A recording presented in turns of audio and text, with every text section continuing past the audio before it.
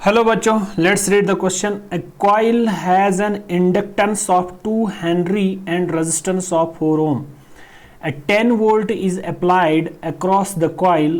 The energy stored in the magnetic field after the current has built up to its equilibrium value will be dash into 10⁻⁻2 joules. तो हमारे पास एक coil दी गई है, जिस coil को हमने कनेक्ट करवाया है एक 10 वोल्ट बैटरी के साथ। लेकिन इस कॉइल के अंदर क्या चीज़ है, सबसे पहले हम इसकी शुरुआत अपने की कॉन्सेप्ट से करते हैं। देखते हैं सबसे पहले ये क्या बोल रहा है। ओके, तो बात पहली सी ये है कि अगर आपके पास एक कॉइल है, उस कॉइल के अंदर क्या है, अगर आपके पास एक कॉइल है, एक कॉइल है और इस कॉइल के अंदर क्या है आपके पास, ये मैं जनरल एक कॉइल मान लेता हूँ, जिस कॉइल के पास क्या है, एक रेजिस्टर भी है और एक इंडक्टर भी है।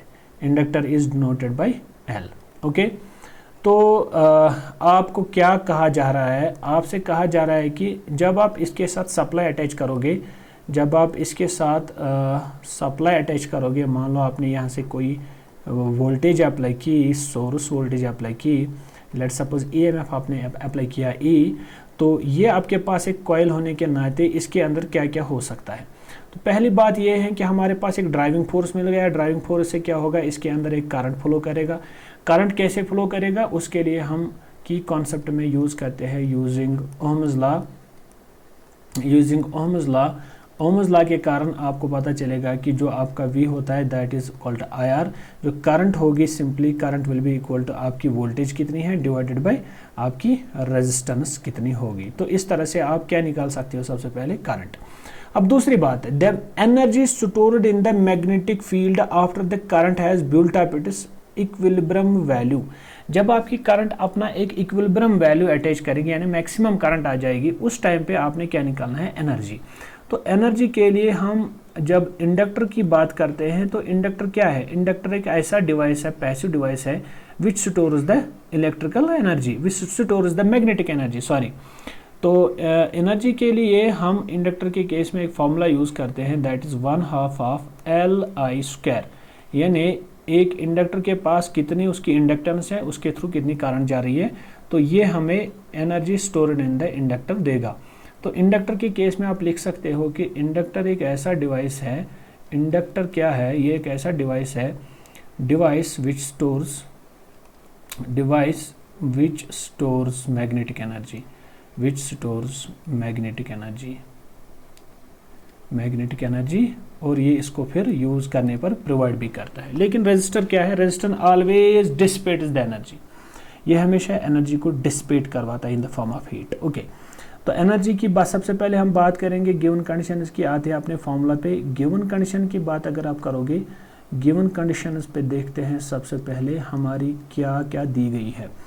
तो अगर इंडक्टेंस की बात करेंगे दैट इज़ 2 हेनरी, उसके साथ अभी छेड़ना नहीं है। अगर रेजिस्टेंस की बात की जाए दैट इज़ 4 ओम, और जो सप्लाई है एक्सटर्नल वोल्टेज जो है दैट इज़ 10 वोल्ट दिया गया है। Okay, so what is our current, using Ohm's law current निकालेंगे V/R से।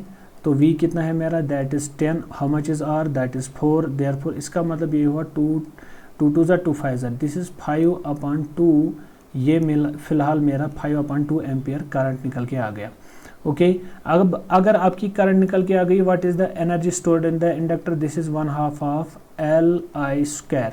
How much is 1/2, how much is L inductance, inductance is given as 2 henry. How much is I is given as 5/2 का whole square. इसको solve करते हैं, this is 2 and 2 get cancel, this is 5²। Okay, यहाँ पे हम इसको सही से लिखने की कोशिश करते हैं। यहाँ से सबसे पहले क्या होगा, ये होगा बेटा इधर, ये होगा इधर 5 का स्क्वायर डिवाइडेड बाय 2 का square is 4, this is 25/4। If we try to solve it again, अगर हम इसको मज़ीद सॉल्व करने की कोशिश करेंगे, तो यहाँ से बन जाएगा फिलहाल ये, यहाँ पे हम इसको सॉल्व करेंगे तो मेरा जो एनर्जी का वैल्यू आ रहा है, this is equal to 25/4, but I need to find the answer in terms of 10⁻²। Okay, तो हम क्या करेंगे, हम सिंपली करेंगे काम, यहाँ पे हम सिंपली काम करेंगे, यहाँ पे इसको करेंगे डिवाइड 100 से और इसको मल्टीप्लाई भी करेंगे 100 से। ओके, उस जिससे क्या होगा, उससे ये चीज़ होगा कि this is 25 into 100 divided by 4 into 100। तो 4 से ये 25 कैंसिल हो जाए, 4 से 100 को हम कैंसिल कर सकते हैं 20.25 से। This is 25 into 25, this is 625, this is 10 raised power -2, जो वो तो ऑलरेडी आपको क्वेश्चन में दिया गया है। इसका मतलब आपका जो आंसर होगा, एनर्जी जो इंडक्टर स्टोर करेगा, this is 625 into 10 raised power -2 joules. So the final answer is here, this is the energy stored in the inductor. तो यहाँ से मेरे ख्याल से आपने 625 का वैल्यू डाल देना है और आपका आंसर आ चुका है। Hope you got the answer of this question. Thank you.